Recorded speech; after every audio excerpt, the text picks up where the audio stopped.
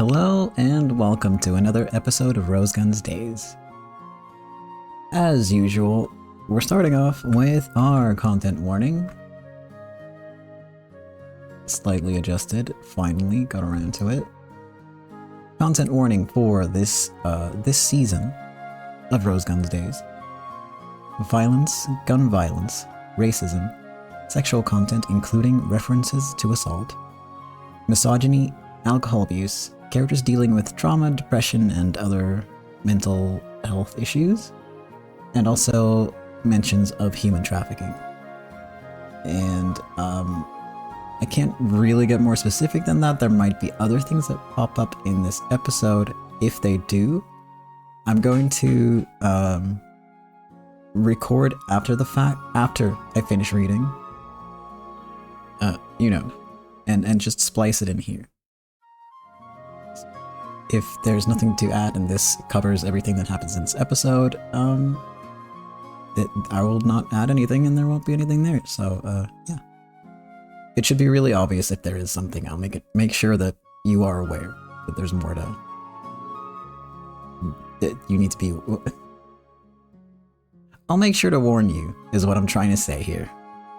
Man, English is hard, and so is any other language, and talking in general is a challenge. But we got there. Extra content warning for this episode. There's quite a lengthy discussion about what are essentially gas chambers. It's not discussed in a lot of detail in terms of what happens to the people during this incident, but the incident itself is discussed for quite a while. If you want to skip, there are timestamp links you can click on in the description. Alright, with that, all wrapped up, why don't we continue with our summary? Because last episode was a dramatic one. It started with Zell talking with the wandering dogs and Wayne, leaving Charles and Nina absolutely stunned in just complete disbelief. Wayne tells Zell that Richard ordered him to kill her, and Rose ordered him not to. Rose's orders obviously have more weight to Wayne, so he tells Zell to leave the city. He gives her money, gives in quote marks, because he basically throws it at her so that she can get by, but Zell storms out without it. Oliver tries to convince the other two to go after her, but they are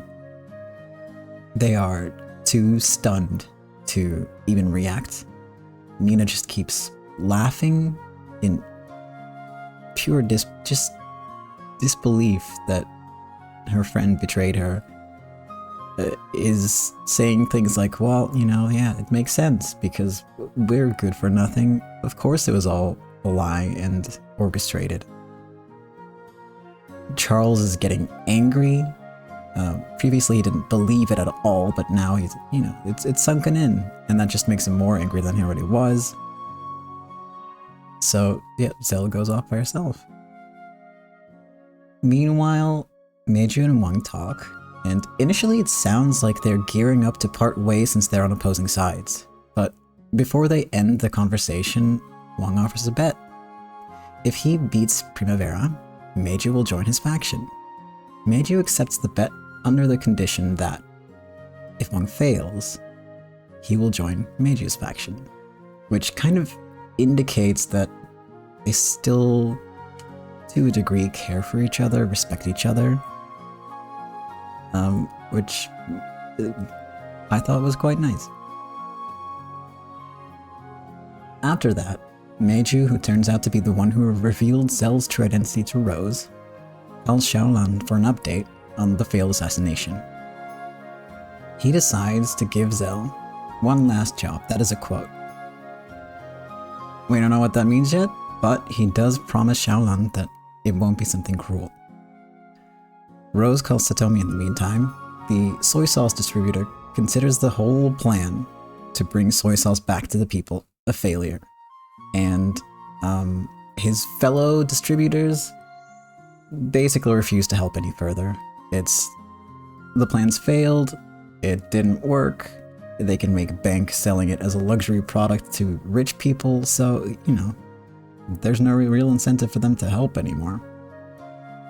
Satomi's a little different though. He does offer to help Rose if she needs it. To what extent and what that means, he doesn't clarify, so who knows when that's going to come in handy. Then we switch to present day, where Jean confirms that there is no more soy sauce culture in modern day Japan. Not only that, but I fucked up my notes. But yeah, soy sauce culture, not a thing. The plan failed spectacularly, and that they never recover it in that aspect.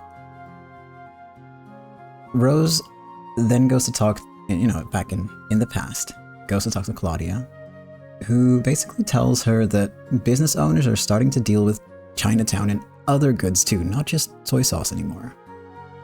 And that could very well lead to an end to Rose's countrymen helping each other ideals, because, you know, they're all going to start dealing with Chinatown and not with other Japanese people, and keeping things like local and supporting each other. All the money's going to go to Chinatown, basically, is what Claudia and some of her fellow business owners expect. And on that depressing note, which is basically, hey Rose, all your plans have failed. That's where we left off last time.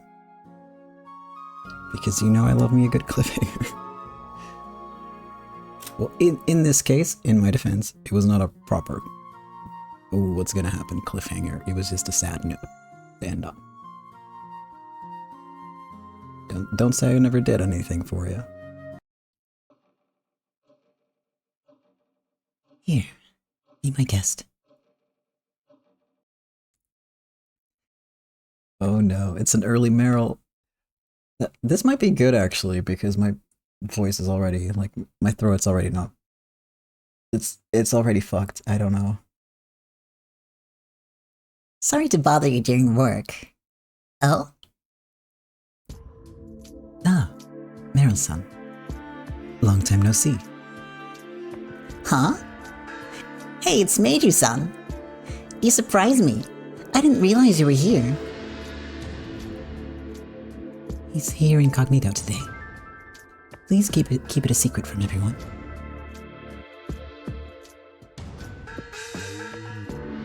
If I went to a Japanese club to play, many of my countrymen would be envious. How bothersome. You liar. Don't you mean a lot of girls would be jealous? Putting that aside. Sorry, Rose. You see... Meryl whispered into Rose's ear. Rose nodded immediately, without a trace of suspicion in her face. Yeah, it's okay. I called them here. Oh no, they all look sad.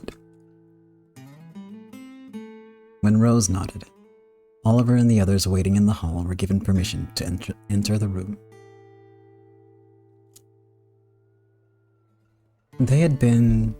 no, Oliver in particular had been unsatisfied ever since that day. In the first place, none of them had even seen Zell try to poison Rose. Zell had been pouring water when Madame Rose approached her, and after they exchanged some words, Zell suddenly turned white and dashed away. After that, they had only heard a one-sided report from Wayne, who said she was a killer hired by the enemy. I don't believe it. I'm not like you heartless people. I'm too dumb to really understand. I don't want to think about how that smile of hers was there to deceive us. She really lost her memory at first. At least that much is true. If only her memory hadn't come back. It was bad luck. If that's true, then while her memory was gone, we were talking to the real Zell.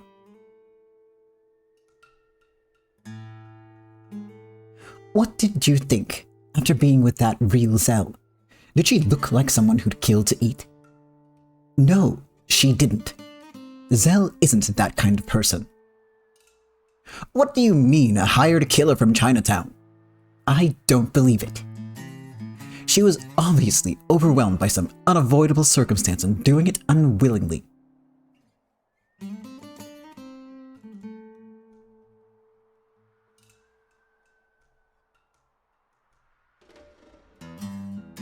You're a kind person, Oliver-kun. You've believed in Zell all this time. I don't suspect my comrades. I'm sorry, but if it's a choice between Madame Rose and one of my comrades, I'll stick by Zell. So yeah. They say they want to hear what you have to say no matter what. Wayne's still in shock, you know.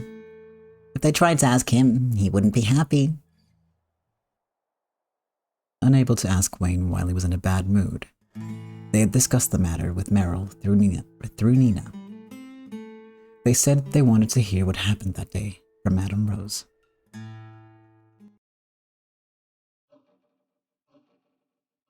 It's sad, but it's true that she was an assassin.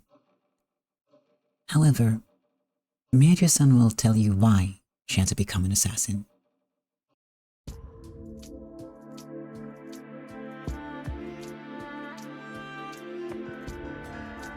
Hold on, I gotta make sure that I got the Meijiu voice.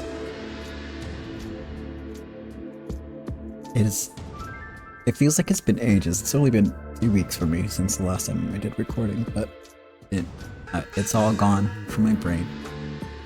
It's all gone.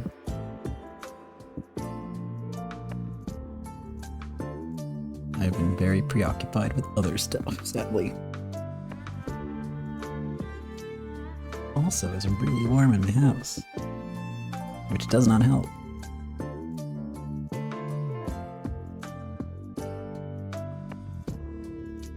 Ni hao, children. I am Lee Meijiu. A pleasure to meet you.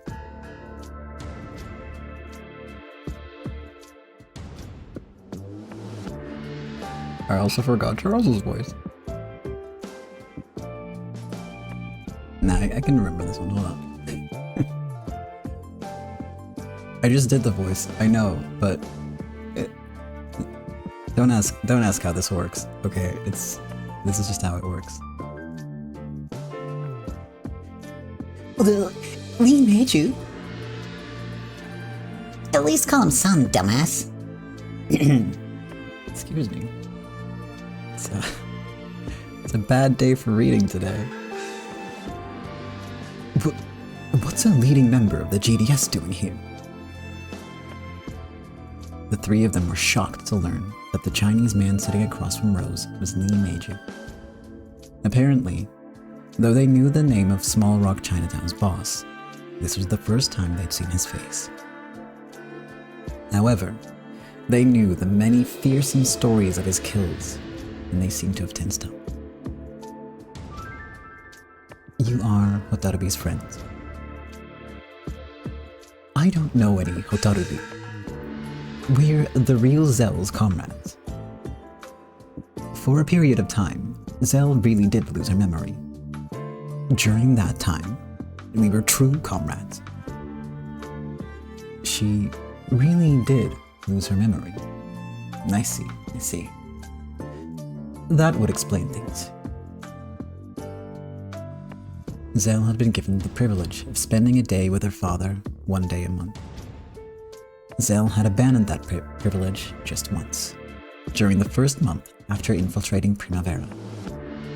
It had been puzzling, since her father was her only support, but now it finally made sense. The plot of her losing her memory and going into Primavera's care had become true, without any deception. The poor child. Then it would have been better had her memory never returned at all. Zell really is a girl with a sad history. Even I'm just hearing about it now from Meijiu-san. She didn't become an assassin by choice. It was just forced on her against her will. Meijiu-san, Could you repeat what you just said to these kids too? What you just said to these kids too?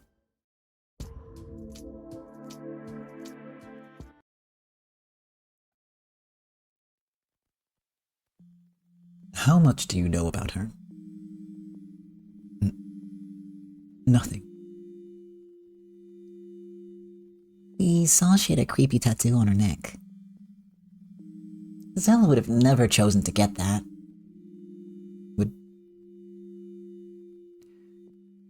We really don't know anything more. She was born on the Chinese mainland while it was occupied by the Japanese. She was raised in a large city in the countryside where Chinese and Japanese people lived together. So the natural way she spoke Chinese really wasn't something she'd learned later. A land where the Chinese language was an everyday thing. That was the place she was born. Zell, or Saijo Hotaru, was born in a provincial city in China under Japanese control and raised in a wealthy household. Her father, who was a well-known figure locally, promulgated the ideals of the Greater East Asian Co-Prosperity Sphere. Now there's a sentence. And supposedly wanted her to be a bridge between Japan and China. For that reason, he gave her an education that would allow her to adapt to Chinese culture, including having Chinese teachers and mingling with Chinese households. However, when that great disaster hit the entire Japanese island chain, the war suddenly ended. On that day, the utopia of the Greater East Asian Co-Prosperity Sphere, where Chinese and Japanese lived together in harmony, was destroyed. Of course, the only ones who believed it was a utopia were the Japanese. From the Chinese point of view, they were the ones being ruled, so they were just biding their time until the uprising came.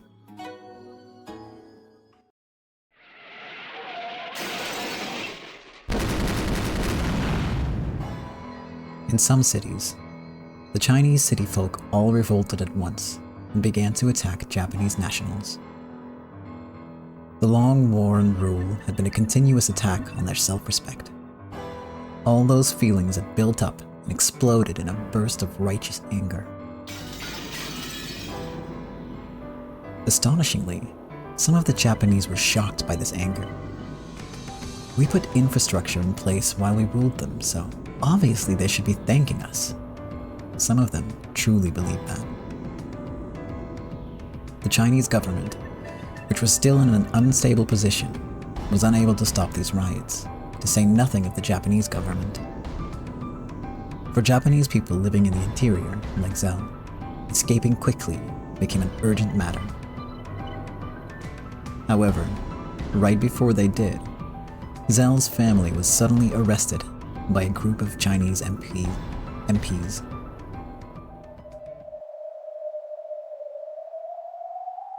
Her father, who was the head of the police station, was under suspicion. He was suspected of committing atrocities against Chinese citizens.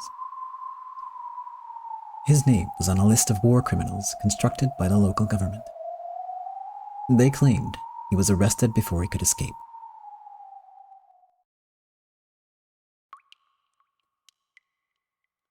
Chief of Police Saijo Yukishi was suspected of repeatedly arresting Chinese people for crimes they hadn't committed, then killing them en masse in a gas chamber inside the station. From what Zell had heard from her father, that was apparently an accident. They had been hit with a massive cold wave that winter season. The detention area in the police station was heated to a degree by a stove. However, two misfortunes occurred at the same time. First, the stove had broken. Negligence on the part of those in charge of it was probably partly to blame. The stove broke late at night, and until dawn, it had pumped carbon monoxide into all the cells through the ducts. The second bit of misfortune was that several people held there were young ringleaders of a massive riot that had broken out the previous day. Of course, even if the Japanese announced that they had died due to an unfortunate accident, none of the Chinese would believe them. While the young heroes of the anti-Japanese resistance were being held there, it was possible that another riot could break out, demanding their release. The Chinese believed that, fearful of such an outcome, the Japanese had quickly gassed those heroes to death and made it look like an accident. At the time, the government wanted those anti-Japanese heroes as a way to boost public support. And, if possible, it would be more convenient if those heroes were already dead. After all, if they were alive, they would threaten the positions of those in government. Meijiu laughed. Following the orders of the central government, all the regional governments made lists of heroes. In regions under contention, it should have been easy to fill those lists up. However, in the city Zell lived in, which was far from the battlefront, it hadn't been easy to find people to recommend. And this incident is what they set their eyes on.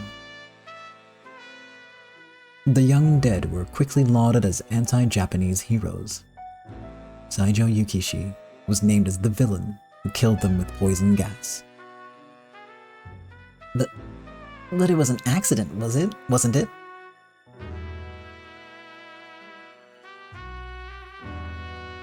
Charles-kun, there is no truth when it comes to events related to war.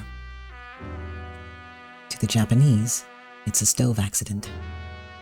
To the Chinese, it's a brutal crime where people were killed with gas. Both of those are the truth to their respective sides.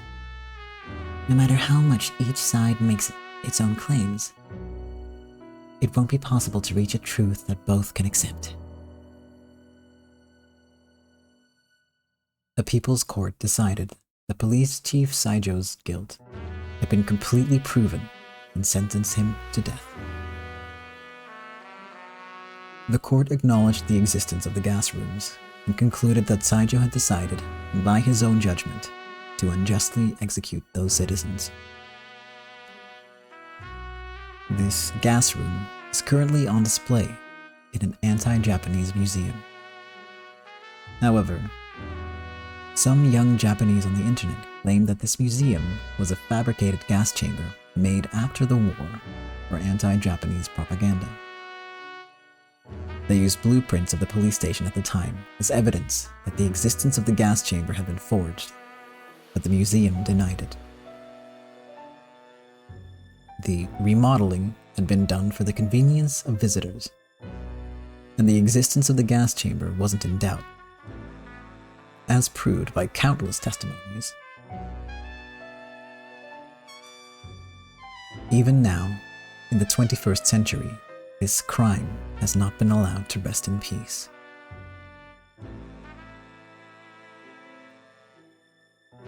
That Mr. Saijo was given the death sentence is a fact. Beyond that, there is no truth. Was Mr. Saijo an atrocious man like the trial accused him of being? Or was it really just an accident? Were the anti-Japanese heroes really arrested for being part of an anti-Japanese movement? Or because they broke into stores to rob them during the turmoil of the riot? No one knows. There's just one thing we can say.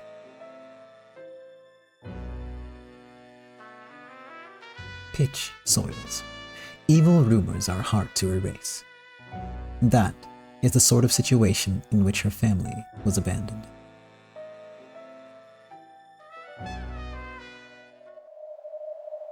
However, Mr. Saijo wasn't executed. Immediately before it happened, he and Zell, the only surviving member of his family, disappeared from jail. There are many theories as to how he broke out of jail. However, one persuasive theory is that a local government bigshot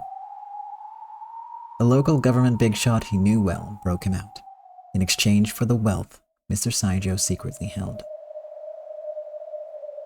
So, Zell and her father just barely managed to escape. However, the two of them didn't return to Japan safely. The two Saijos were now in the debt of the local underworld. They offered their secret wealth in exchange for a ticket to Japan. However, that apparently didn't go as well as they planned. With a wallet, you can just open it up and show what's inside. However, it's impossible to get an idea of how much secret wealth someone owns. The people who had taken in the two Saijos estimated that Mr. Saijo was hiding more assets than he offered. Eventually, the trust between them broke down. The two Saijos were confined to something like an underground hideout. If it came out that they were hiding a war criminal, it would be troublesome. Of course, no one would let an escaped war criminal run wild. For the sake of pride and saving face, the central government began a rigorous search and pursuit. If it came out that they were hiding this criminal, they would be branded as pro-Japanese and accused of the same crime. As time went on, hiding the Saijos began to become a burden. By that time, Mr. Saijo was little more than baggage to them. During that time, they began to forget the possibly non-existent hidden assets in favor of the asset they had right before them. If Hotaru-san hadn't been so beautiful, they would never have left China alive.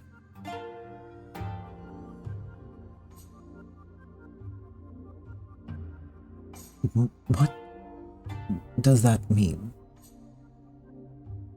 Figure it out already. Use that damn tattoo and figure it out.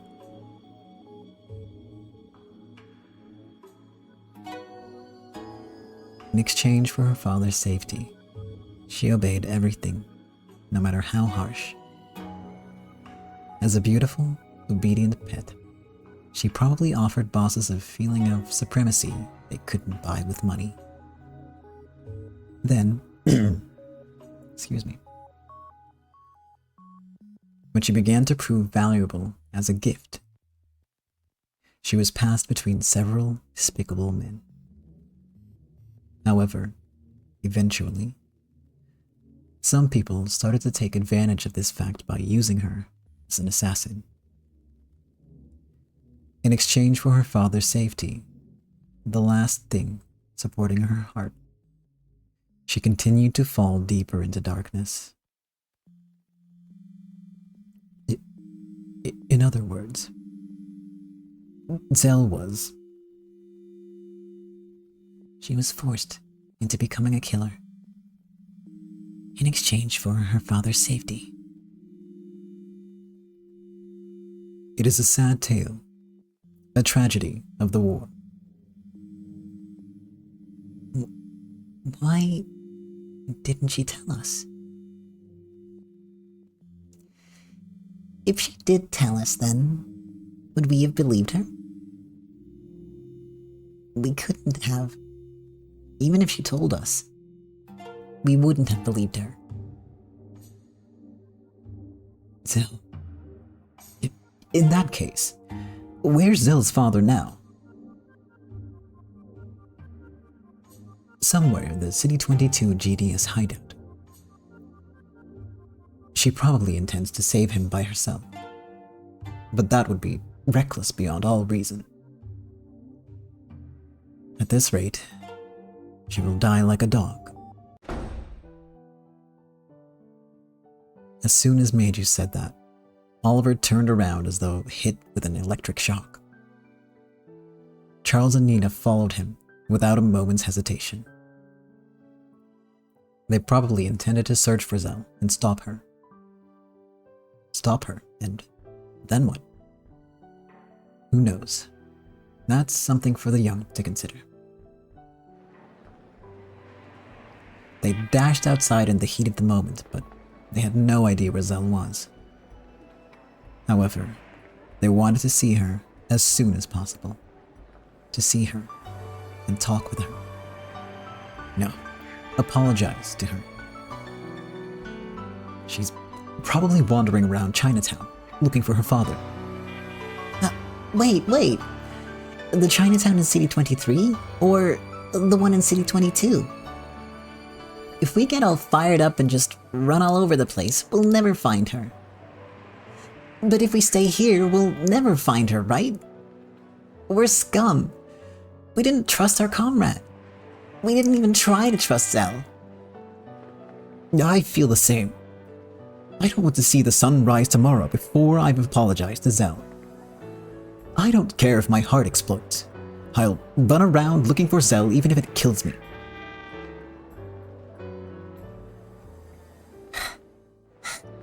Sheesh. Wait up, you guys. Stella-san. To be young. You're so excited you can't hear the people around you. Meijiu-san told me to give this to you. Stella was holding what appeared to be a folded memo. Oliver took it and spread it out. Chinese? We can't read this. I can. I'll read it for you. Now there's a high-class girl for you. You're awesome. It's an address. I guess he wants you to go there.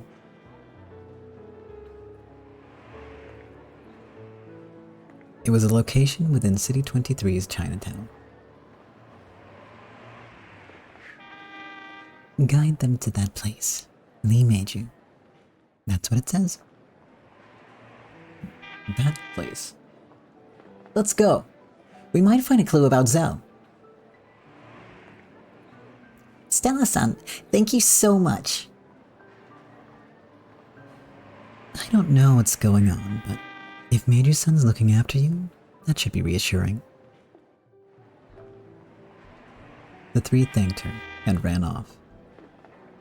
As long as they could meet Zell, nothing else mattered. At the moment, they couldn't think of anything else.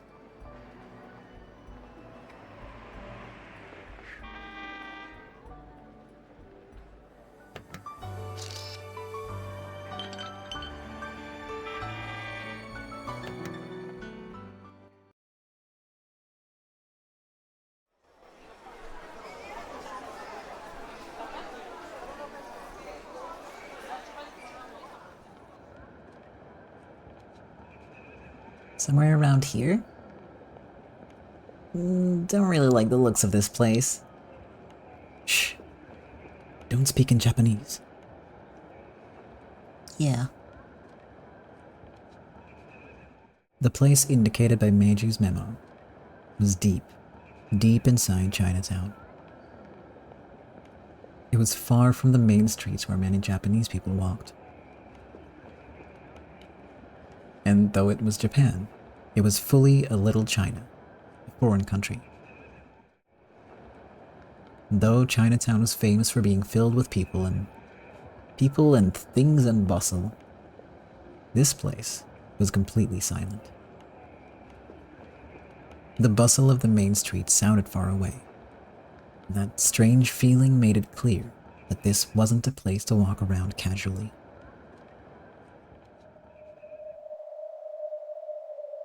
This was a town where poor Chinese people gathered. People who had immigrated to Japan believing something would change for them, though nothing did. Because the three had grown up in the alleyways, a feeling of tension enveloped them. They knew what that unpleasant feeling meant.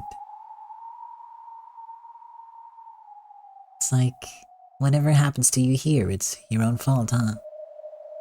Shh. They're here. Let's be friendly. We're all standing right inside their stomachs, after all.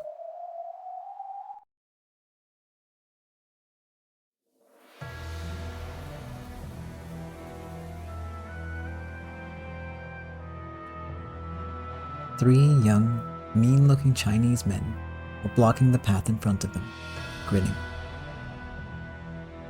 Unsurprisingly, they didn't look like they were planning to let their prey escape. By now, two more of them were standing behind Oliver and the others, blocking their retreat. They knew that these two had been following behind them for a while. Okay, so this is a perfect spot for an attack. Interesting. Looks like you don't need words to tell someone to give up their money if they don't want to get hurt. We aren't here to fight. We've got Lee Meijiu's letter. Mm-hmm. Don't know what he's saying.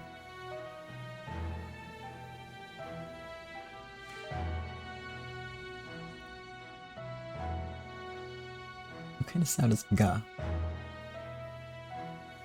Reading these stories makes me contemplate the just most random things.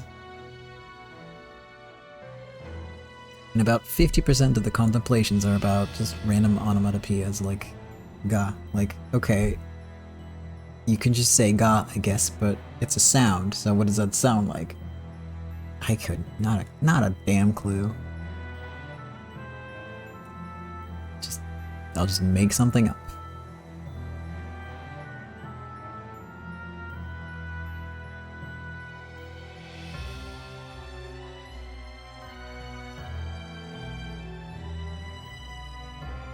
Or will I?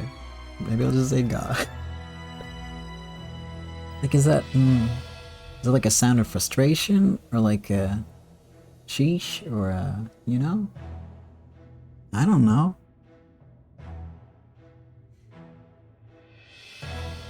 And then comes the next step, which is how do I make that noise doing the Nina voice? Which has been all over the place to begin with.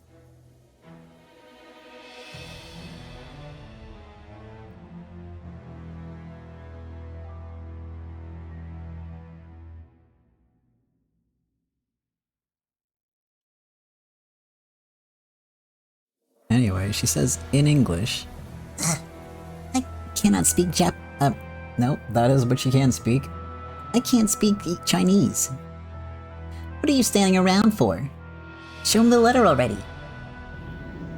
I don't have it. Oliver told me to give it to it. Give it to him.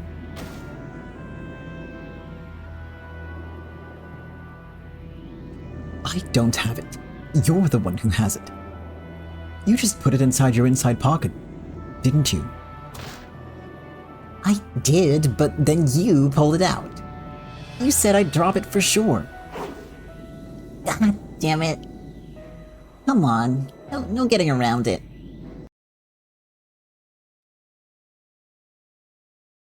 Is it fight time? I think it's fight time. It's fight time. I hope I'm not rusty, but it has been a long time since the last fight.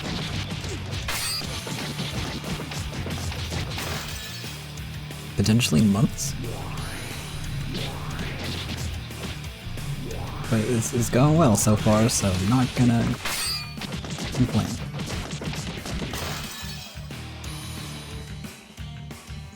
Okay, that's enough. Let's back off.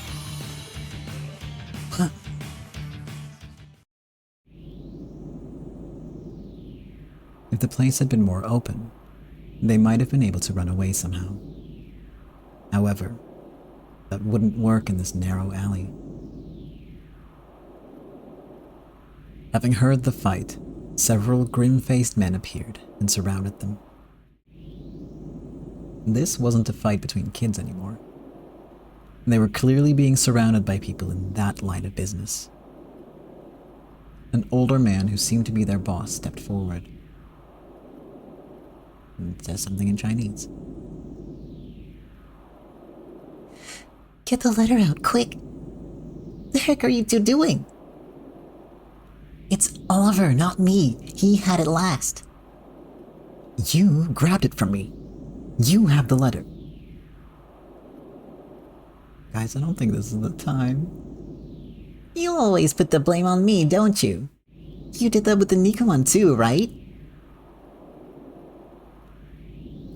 How? You blockhead?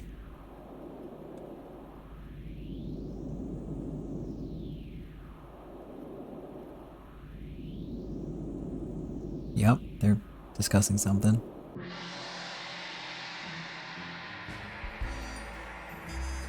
Oh my god, these clowns. Oh wait, I have the letter. Here it is. That's right, Nina grabbed it last. Anyway, show it to them, quickly. Nina spread out Meijiu's memo and held it out to them. They took it suspiciously and glanced through it.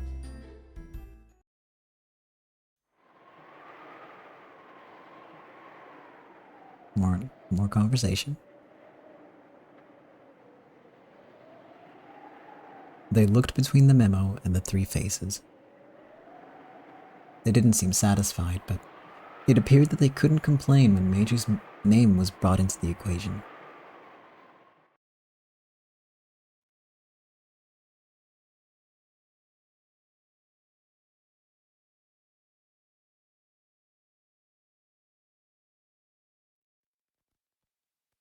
As the older man said this, he spun around, signaling with his hand that they should follow him.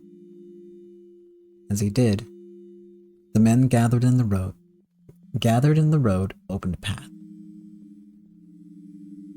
I guess he wants us to follow him. Thanks to Nina, we almost got the crap beaten out of us. You owe me a Nikomon later. Sure. Assuming we get out of here alive.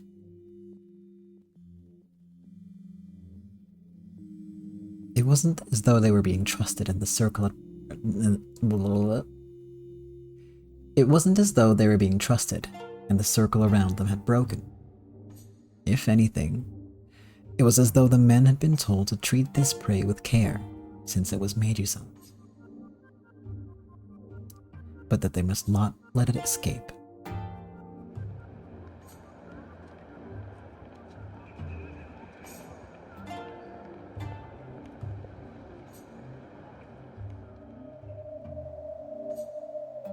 They were forced to walk round and round through a maze-like set of alleys.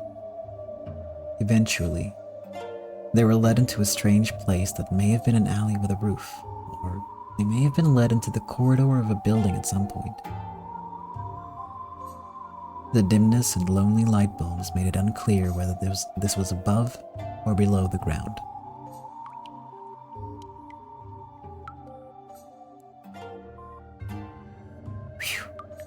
Is that a Chinese knife? It's huge. I seriously doubt this is a kitchen. I'd rather not think about why they'd have so many creepy blades hanging in a place like this. You scared? If you let them overwhelm you, it's all over. I've heard Chinese torture is pretty awful. They rip your skin off while you're still alive and soak you in salt and soy sauce, right? If we weren't talking about humans, that'd almost get my stomach rumbling. Shh. Look, it's the GDS. The person who had guided them was talking with someone who was clearly a member of the GDS.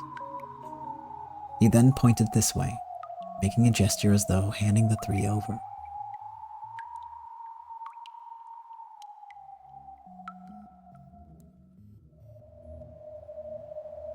The man from the GDS said something, but not as though he was talking down to children. This treatment was much better than what they'd received so far. Apparently, they'd received contact from Meijiu about having guests. The man crouched down and opened a trapdoor. They could see a ladder inside it. The man motioned for them to go down. This was clearly suspicious. It was like he was telling them to go into a dungeon. When they hesitated, the man urged them to go down quickly. What'll we do? If we freak out, we lose. Let's go.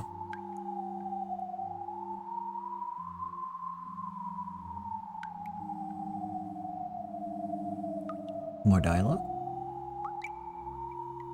Don't got a clue what they're saying.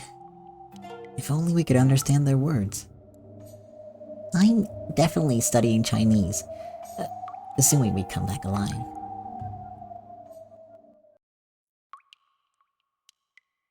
After readying himself, Oliver went down the ladder. Charles and Nina followed. At the bottom, there was a cramped underground storehouse, packed with pots and wood boxes and the like.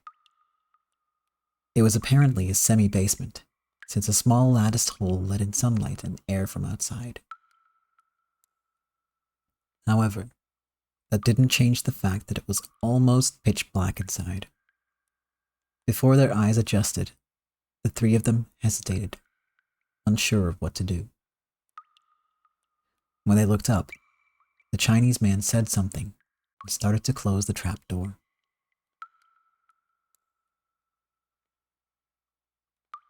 That's what he says.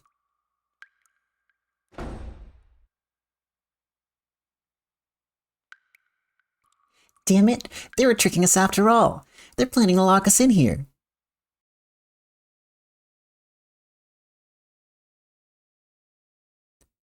No.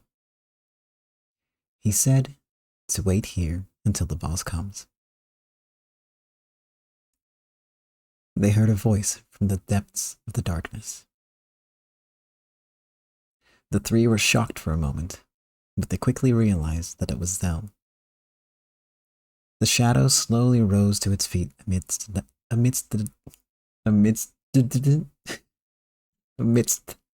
darkness. There are too many letters in that word. Amidst. Who invented that one? They should fire them.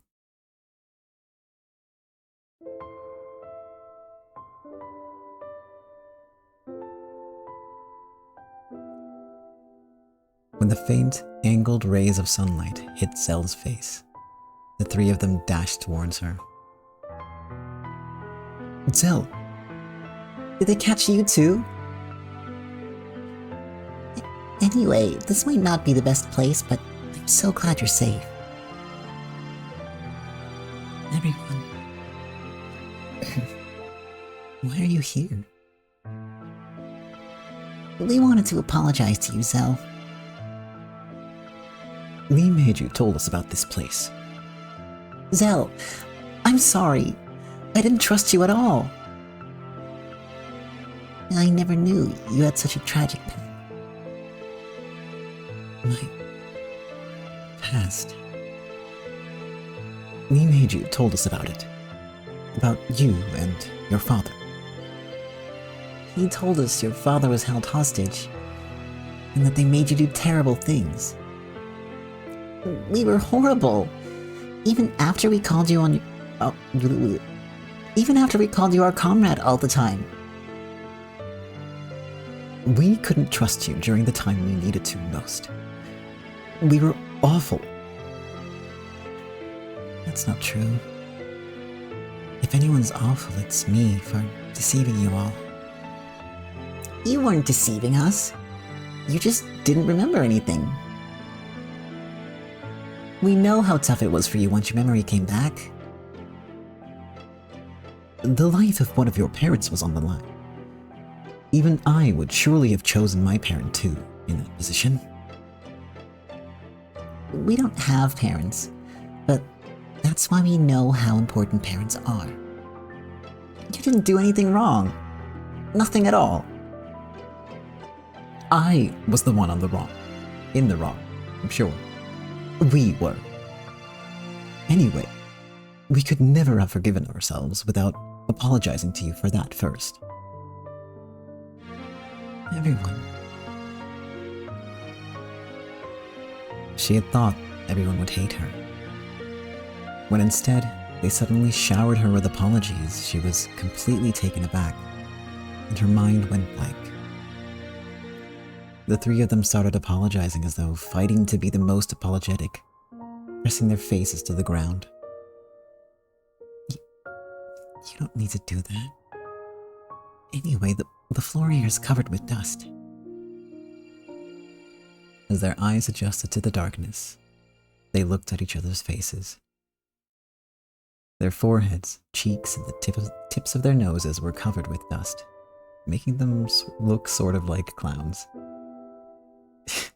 You look ridiculous. Ridiculous. By this point, Zell's face was also stained black with tear marks. We couldn't ask you to forgive us after all this time. Call us your comrades again. We'll never, never doubt you again.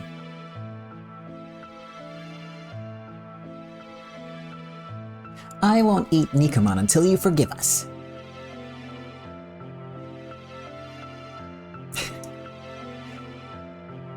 I guess Charles will die from hunger if I don't forgive you.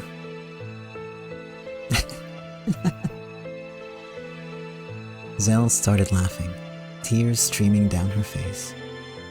Then, all at once, the four hugged each other, bringing their heads together. They just laughed and cried and rubbed their faces together. When they'd finished, they looked at each other's sooty faces and broke out laughing again.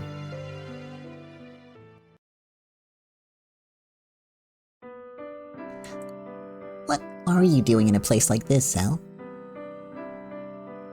I want to save Father, but I didn't know what to do. When I was wandering around City 22 looking for some sort of clue, someone suddenly captured me. Why are you all here? That's thanks to Meijiu. Meijiu? Zell seemed to know the name, but not much else. He's the leader of City 23's Chinatown. He and Madame Rose are close. Madame Rose called us over, and then Meijiu told us about your past. And then he told us about this place. Still, there's no proof we haven't fallen for a trap and gotten captured. I'd like to believe that isn't the case. A second ago, the man upstairs spoke in Chinese, saying to wait for the boss to come. I hope that boss was Meijiu. Shh. Someone's coming. Not just someone, but a whole bunch of people. It was getting noisy upstairs. They could tell that many footsteps and voices were getting closer. We're obviously heading towards the chopping board. Get ready. If it gets nasty, I'll take at least one of them down with me. Calm down. Let's sit and wait until the last second. They aren't going to treat us carelessly, and I can't imagine that they plan to kill us. When you say that, I think my worries go away. Without you, we wouldn't have gotten anywhere. Get behind us, Zell. It still wasn't certain that the GDS was on friendly terms with them. The three stood in front of Zell, with Oliver at the very front, and readied themselves. A voice speaking in Chinese. What's he saying? He says the boss is here. He's telling us to go up. Is Meijiu here? I'll let you go up first, Oliver. Just like we always do, right? Perfect. I'll show you what alleyway guts can do. As they said this, A small face poked in from above the ladder. Xiaolun saying something in Chinese. Xiaolun. Someone you know? Yeah, she's been taking care of me. Of course, it was more than that. She had also been observing Zell. However, Zell knew well that she wasn't a bad person. This girl truly sympathized with Zell's past, and had been the only person in the GDS whom Zell trusted. If she's there, then I'm sure it's okay. I'll go up first. Hey, Zell. Oliver had tried to be their advance guard, but Zell tapped his shoulder and went up the ladder first. At the top, there was a crowd of grim-faced GDS men, and what appeared to be a high-ranking VIP. Please forgive me for cramming you into a place like this. Zell says something in Chinese. Japanese will be fine. I love the Japanese language. Also, Hotarubi is not your real name. Hotaru. Rapunzel. Which name do you prefer? Zell, then. That's what my comrades call me. Understood, Zell. This was her first time talking to Meijiu, but she may have seen his face before somewhere. Though she sensed an intellect not to be trifled with, she relaxed for a moment at his non-hostile atmosphere, I assume? A person doesn't have an atmosphere, or do they? Or do they? Then, the four of them were told to go inside bags. What? Oh. According to Meijiu, he wanted to invite them to a place without anyone seeing, so there was no need to worry. I would find that extremely concerning if it was me, regardless of the situation. It's like, yeah, yo, get in this bag. Don't worry about it. It's like a prime way to make me worry. Xiaolun also said that there was no danger, so Zell decided to believe them. The four of them obediently got into the bags, were lifted into a car or something, and were gently carried away. However, they weren't forced to stay in such a cramped space for long. As they listened to the bustle of Chinatown, they were lowered from the car and placed on the floor of some room. And from the sound of it, thrown like potato sacks. I'm sure that wasn't indicative of how they were actually treated. You can get out now. Hey everyone. She said we can get out.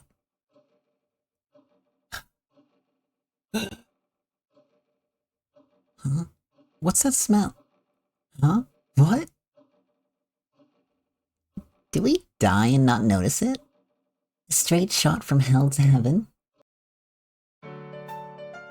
I knew it was Nikumon. Woo, there's Nikumon and Chinese tea snacks. Can I eat it? Hey, try suspecting poison at least a little. I should not be recording this just before dinner. That was a bad call. I made a mistake. What's going on here? We couldn't help ourselves to all this without knowing the reason. With a gesture, Xiaolun suggested that they have a seat. However, Zell apparently couldn't hide her confusion at this sudden change in treatment. This is to make up for locking you in that cramped place. Nothing is poisoned. Please, try some. Chinese cooking is far more delicious when it's hot. Zell didn't understand what was going on. She had thought she'd been captured because she'd failed in her assassination. However, if they'd planned on killing her to silence her, they should have had many chances before now. So what was with this sudden change in treatment? She couldn't eat while she was this lost. Deciding to wait for Zell to let her guard down first, Charles and the others held back their hunger and peered into Meijiu's face. Meijiu's eyes narrowed in a smile, as though acknowledging that they weren't as kid-like as they looked. When his eyes opened again, a faint but definitely present coolness had returned to them. Zell, my main reason for keeping you confined was that I didn't want you to die a dog's death. If I had left you alone, then you would surely have moved forward, desperately on a hopeless bet. That would have been a waste. Quite a regrettable ending for the oft-rumored legendary killer of Tokyo's Chinatown.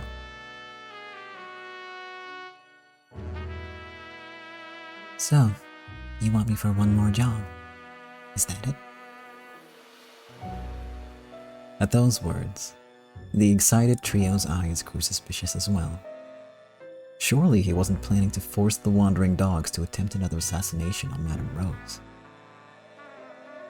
It is as you guessed. I would like to ask Hotarubi to perform one final job. What do you mean by final? You don't need to be afraid. He's an ally. An ally? What do you mean? There is a person I would like you to abduct. Abduct? It was the first time she'd received a request of that kind. It sounded much more troublesome than killing.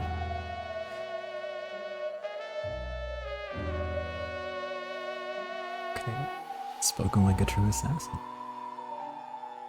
However, if she didn't accept, her father was dead.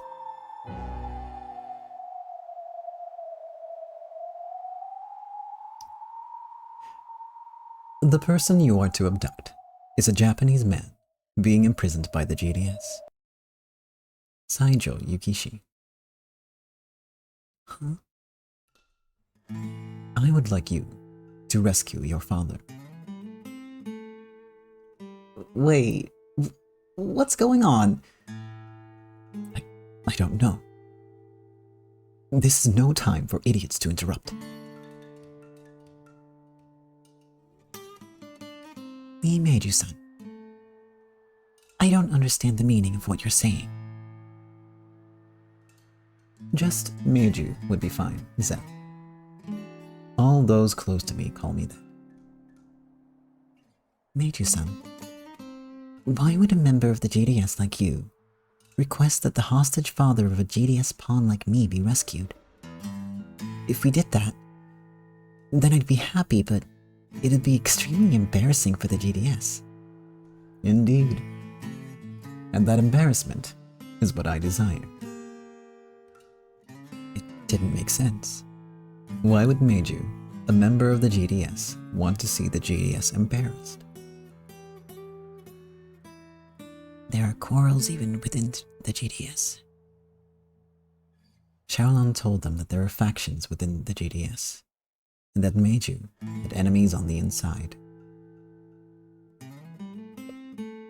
A falling out between friends of the GDS. Sounds too good to be true. I'm dumb, so I don't get it. What does it mean? In other words, if they failed in assassinating Madame Rose, and then had Hotarubi's father stolen away from them on top of that, it would shame the GDS higher-ups. Is that it? Precisely. The Council of Elders spent a very, very large sum of money to buy Hotarubi. If such a purchase ran away before they could make use of it, that would be quite a blunder. to a Chinese person. The blunder is more shameful and causes more loss of trust than anything else. Xiaolan, can this person really be trusted? He can.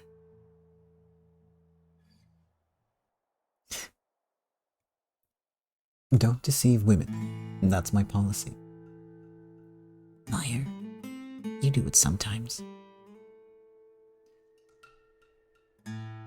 I gave you mooncakes afterwards, didn't I? I see you still hold a grudge. With that peaceful seeming exchange of words, Zell relaxed her guard a little. Xiaolan had the temperament of a wild cat. She was extremely wary of people by nature.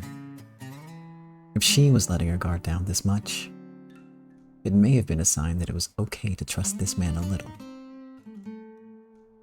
True enough, to the Chinese, especially to people at the top of an organization, blunders could be extremely damaging.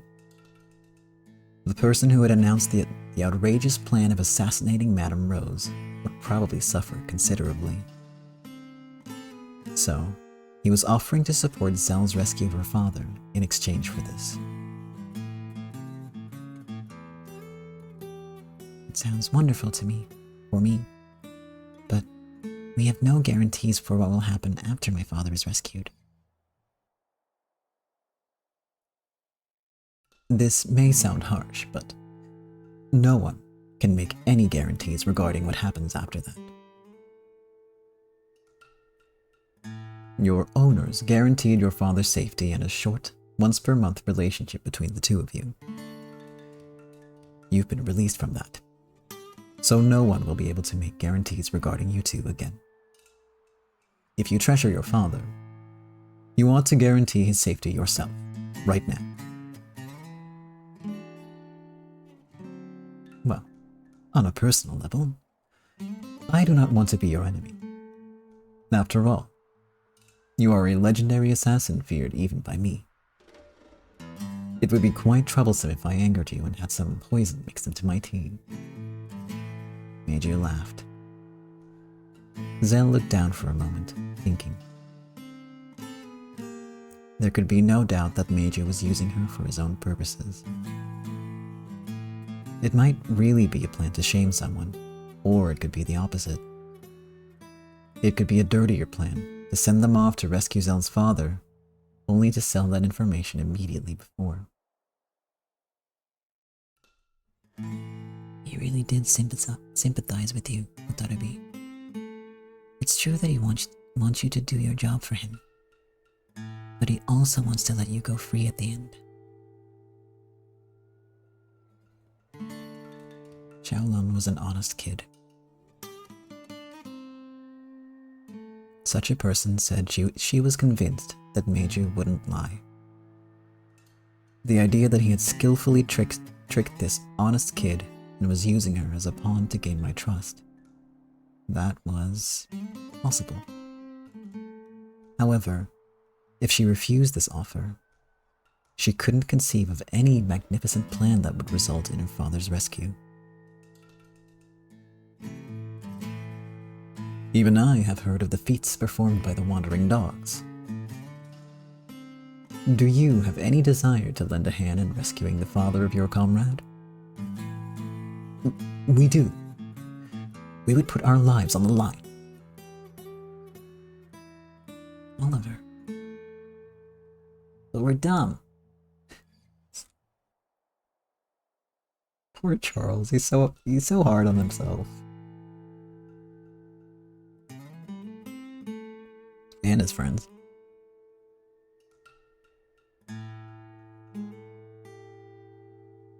We can't trust that going along with your plan will end in the way Zell wants. In the first place, if you're telling us to trust you, that's not gonna happen. Still, if this is our only chance to save Zell's father... If Zell agrees, we'll put our lives on the line. You guys... You have fine comrades. All that matters now, Zell, is whether you trust me or not.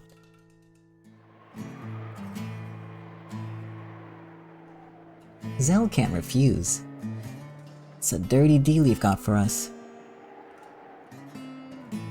Meijiu-san, I don't want to doubt someone like you who has a close relationship with Madame Rose, but... If you're planning to use Zell and then betray her, give it up. Even if we wandering dogs have lost Zell, we'll definitely find you and finish you off. Oh shit.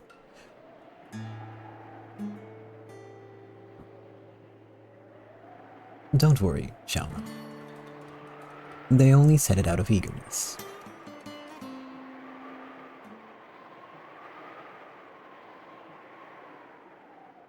It's true that I can't refuse. Do I trust you or not? And I must trust you as well. If you betrayed me and leaked news of this plan, I would be put in a dangerous situation. Oh, that's true if you think about it. By simply talking about this, I have already placed my bet on you. I'm already risking a lot. It makes sense. And, in exchange, we've got a chance to rescue Zell's dad. You let us have that, right? Indeed. This is a chance. I can give it to you, but whether it comes to fruition or not depends on you wandering dogs.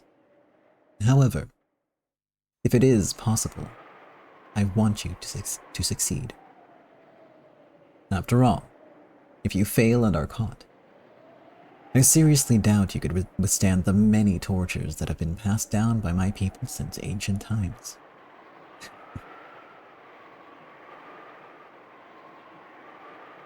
If that happens and we give them your name or something, it'll probably get sticky for you, right? I will not command you to trust me. However, I want you to decide whether or not you will take this bet.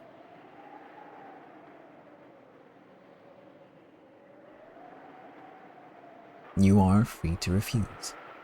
However, if you do, you will end up being kept in that underground hotel until things cool down. Even if you accept, you will be under our supervision. Your contact with other people will be limited as well. Even I could not bear to be betrayed, you see. Either way, we're prisoners. I have already taken on a risk. I hope you give me a little credit for that. Okay. We'll accept. Are you sure? Yeah. But we'll build a plan by ourselves. All we need from you is information. What you want is for Father to be rescued. And you don't care about the process or methods used. Yeah. We wouldn't want to tell you that, then get sold out and caught in a trap. Of course. You do not need to report all the details of your plan to me. However, if your plan is not successful, I cannot finish drawing my picture. Therefore, I will actively pass on and suggest any support and information that I believe might prove useful. Of course, it is up to you to decide whether to use that or not. In the end, you are the ones who will be putting your lives on the line. Details of that nature are no concern of mine. Should I run out a plan and prepare until you are satisfied? If you ask, I am willing to provide further support. If it comes to it, we would be most grateful. Then we're in agreement. I'll assign Xiaolan as a contact and observer between us. Xiaolan, help Zen. If you say so, I would be happy to. And with that, I ask that all you wandering dogs spend your time here as if it were your own home. I will get you anything you need. Of course, I would be happy to offer piping hot tea snacks whenever you like. Zell, it's okay now, right? We can eat now, right? Charles's stomach made several embarrassing sounds. It totally ruined the tense atmosphere. Charles, you... Yeah, it's okay. Let's eat. We've got to eat a bunch and build up our strength. That's right. Our enemies are the City 2022 GDS higher-ups, right? Can't go fighting on an empty stomach.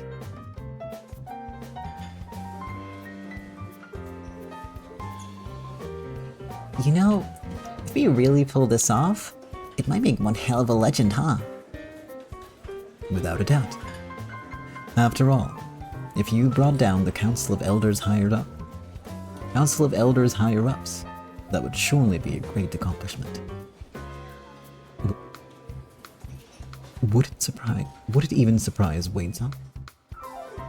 Of course. It would surely be the greatest operation since the legendary night. Wasn't the legendary night? That was the huge thing where 7 people, including Aniki Wayne, attacked the Caleb family. Those were the days. Leo-san and the others worked out their plan to defeat Caleb at this very table. The legendary Leo Shishigami. So, Leo and Aniki Wayne had their planning meeting right here?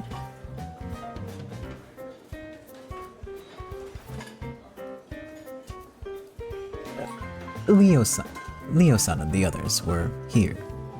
At that time, I believe Wayne-san was.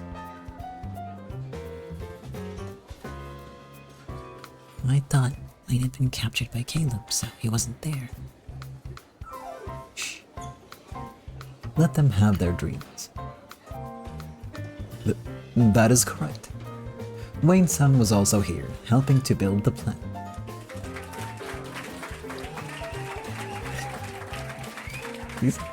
These kids. The trio let out cries of admiration, rubbing their cheeks against the table.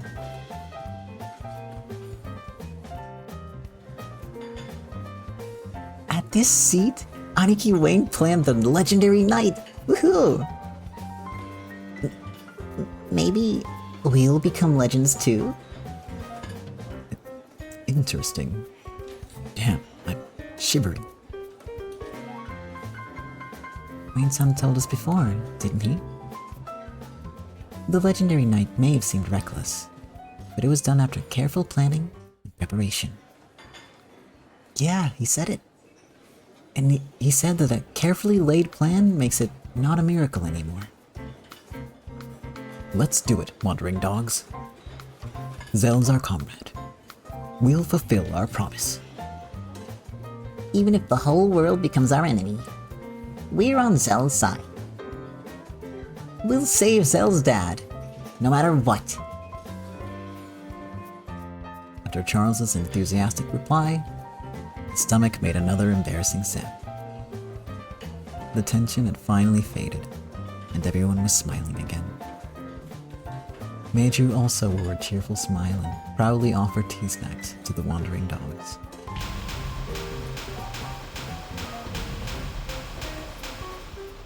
Hit rate 100%. Let's go. I can't tell if my rank went up or not. I don't remember what it was last time. But let's just assume that my score is improving. And I am gonna cut it there.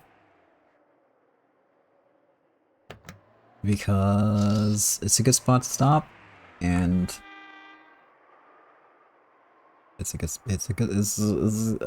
you know I love me. Well, it's not a cliffhanger, is it?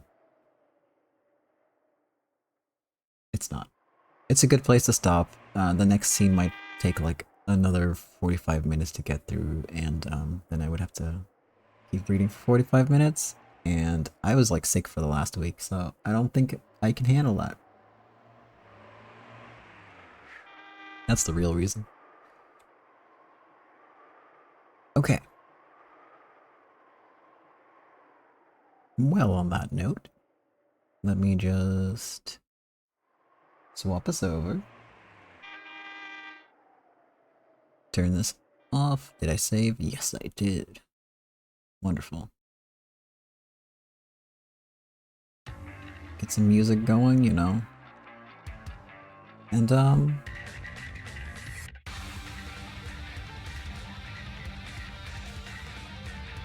I can't remember what I was gonna say, other than, we'll be back next week with more Rose Guns Days. I hope. Scheduling's a little spotty because I'm doing like adult stuff, like grown-up stuff, right? Like being an adult and doing responsible stuff that you have to do when you're an adult. And it takes up quite a bit of time and energy, so I'm gonna do my best to have an episode up next week. It should be fine. It should be fine. It should be fine.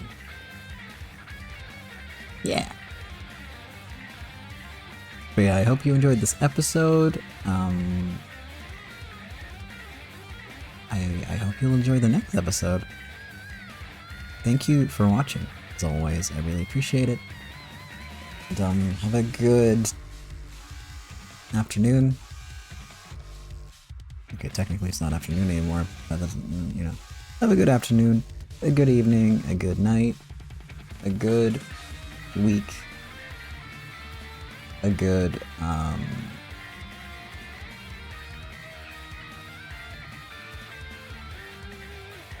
have a good. Thank you again for watching. See you next time. And I already did the whole thing, so yeah. Goodbye.